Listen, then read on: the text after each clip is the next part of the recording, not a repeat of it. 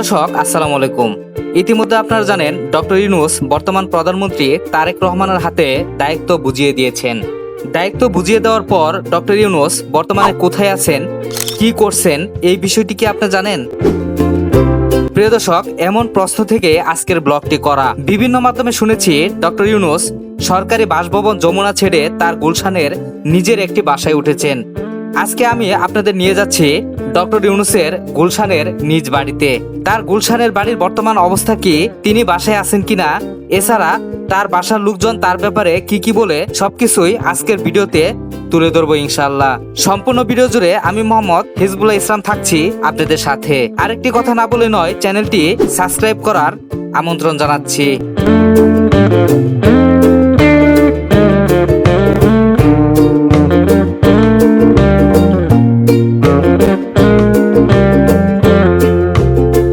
ভাই, গুলশান 2 ডক্টর ইউনূস স্যারের বাসাটা কোন পাশে? মানে 84 নাম্বার রোডে আপনি অস্ট্রেলিয়ান এম্বাসি উত্তর পাশে ডান পাশে চত্বরে যাবেন কি? হ্যাঁ, বামে ঘুরবে। গুলশান 2 চত্বর। আচ্ছা, বামে ঘুরবে। হ্যাঁ, ঘুরে ডাইনে এক কাড়া পরে তারপরে কাড়াতে ডাইনে দিকে কানি বাড়ি দেয়। আচ্ছা, আরেকটা বিষয়, উনি আপনারা তো অনেকদিন যাবত গাড়ি চালান এখানে, উনি যে আসা যাওয়া করছে কখনো কি দেখছেন বা চোখে পড়ছে কি, দেই নেই আমরা। মানে গাড়ি যাইতেছে বা এরকম? দেই নেই। তো ওনার বাসার সামনে যাওয়া যাবে তো নাকি? না, না, সামনে যাইতে পারবে। সমস্যা নেই। আচ্ছা ঠিক আছে ভাই, ওকে। গাড়ি যাবে, তাও যাওয়া যাবে। আচ্ছা আচ্ছা ঠিক আছে।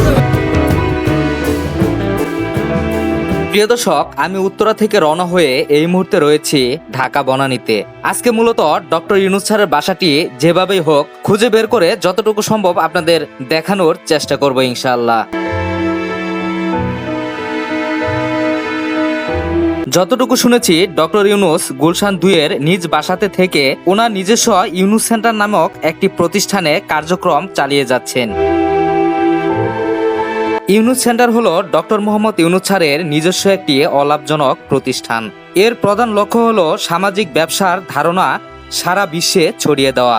এই প্রতিষ্ঠানটি ঢাকায় অবস্থিত। এটি গবেষণা, প্রশিক্ষণ এবং বিভিন্ন সামাজিক উদ্যোগ নিয়ে কাজ করে। ইউনূস সেন্টার তরুণ উদ্যোক্তাদের উৎসাহ দেয় যাতে তারা লাভের পাশাপাশি সমাজের সমস্যার সমাধানের কাজ করে। এখানে দেশ বিদেশের বিভিন্ন সম্মেলন ও কর্মশালার আয়োজন করা হয়। বিশ্বের নানান দেশের মানুষ এই কার্যক্রমে অংশ নেয়। সামাজিক ব্যবসার মাধ্যমে দারিদ্রতা দূর করা এবং বেকারত্ব কমানোই এই প্রতিষ্ঠানের অন্যতম উদ্দেশ্য।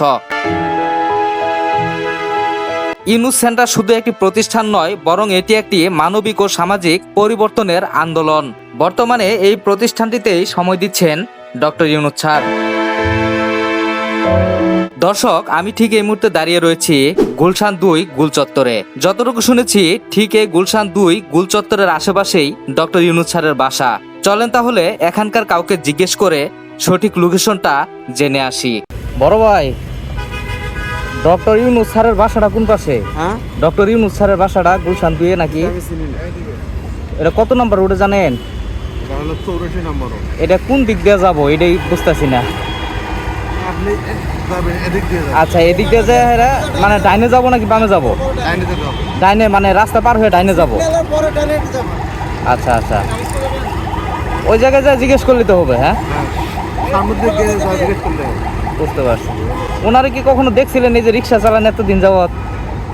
কখনো কি ওইরকম দেখা হয়েছিল, মানে যাওয়ার সময় যে উনি যাইতেছে ওনার বাসায় বা আসতেছে, এরকম কোনো মানে পাইছিলেন কি কখনো? আমার চোখে পড়া নেই। আচ্ছা ঠিক আছে ভাই, ওকে, ধন্যবাদ। দর্শক, জানি না তার বাসায় গিয়ে কি করবে। এর আগে আমি জামাতের আমির ডক্টর শফিকুল রহমানের বাড়িতে গিয়েছিলাম। তার বাড়িটি আপনাদের ঘুরিয়ে দেখিয়েছিলাম। নির্বাচনের আগে তারেক রহমান যখন প্রধানমন্ত্রী হননি, তখন গিয়েছিলাম তারেক রহমানের বাড়িতে, সেটিও আমি আপনাদের ঘুরিয়ে দেখিয়েছিলাম। আমার এই চ্যানেলে ভিডিওগুলো আপলোড করেছিলাম। আপনারা অনেকে সেই ভিডিওগুলো দেখে কমেন্টে জানিয়েছিলেন ডক্টর ইউনূস স্যারের বাড়িটি দেখানোর জন্য। আমি প্রায় চলে এসেছি ডক্টর ইউনূস স্যারের কাঙ্ক্ষিত সেই বাড়িটির কাছাকাছি।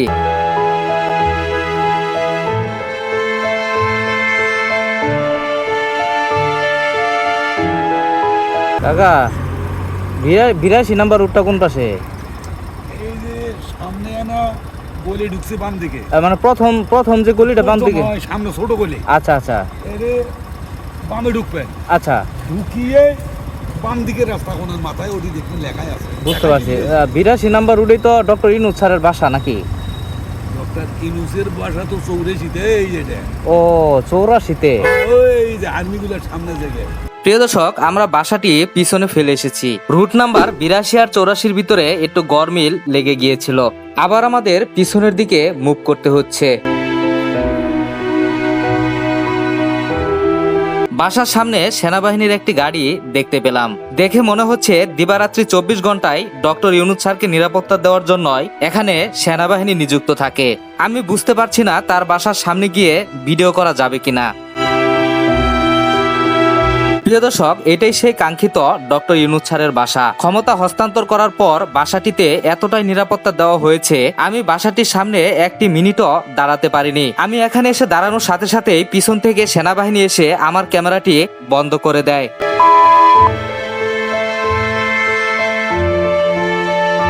প্রিয় দর্শক, এই 82 নম্বর রোডে এতটাই নিরাপত্তা দেওয়া হয়েছে, এখানে সাধারণ কোনো যানবাহন অকারণে থামতে অথবা পার্কিং করতে পারে না। বাসার সামনে দিয়ে যদি কেউ হেঁটে যায়, যদি সেটা সন্দেহজনক হয়, অবশ্যই তাকে জিজ্ঞাসাবাদের সম্মুখীন হতে হয়। প্রিয় দর্শক, আমি ঠিক এই মুহূর্তে দাঁড়িয়ে রয়েছি 82 নম্বর রোডের অপোজিটে। এখান থেকে স্পষ্টভাবে দেখা যাচ্ছে ডক্টর ইউনূস স্যারের বাসাটি। অনেকেই ভাবতে পারেন এতটা নিরাপত্তা দেওয়ার কারণ কি? কারণ তো অবশ্যই রয়েছে, ওনার শত্রু থাকতেই পারে। আমি অফ ক্যামেরায় এখানকার একজন পুলিশ সদস্যের সাথে কথা বললাম। ডক্টর ইউনূস যে কয়দিন দেশে থাকবেন, বর্তমান সরকার সরকারিভাবে তাকে নিরাপত্তা দিয়ে যাবেন। আমার কাছে বর্তমান সরকারের এই উদ্যোগটি খুবই ভালো লেগেছে।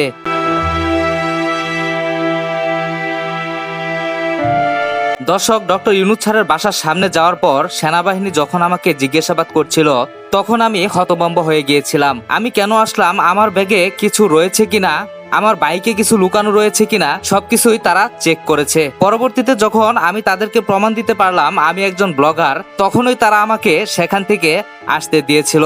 আজকের অভিজ্ঞতাটা অনেকদিন মনে থাকবে।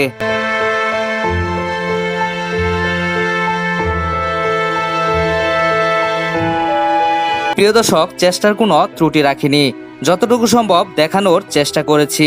আজকে বিদায় নিতে হচ্ছে। সম্পূর্ণ ভিডিও জুড়ে আমি মোহাম্মদ হিজবুল্লাহ ইসলাম ছিলাম আপনাদের সাথে। ভিডিওটি যদি ভালো লেগে থাকে চ্যানেলটি সাবস্ক্রাইব করে পরবর্তী নতুন ভিডিও দেখার আমন্ত্রণ জানাচ্ছি। সবাই ভালো থাকবেন, সুস্থ থাকবেন। আল্লাহ হাফেজ।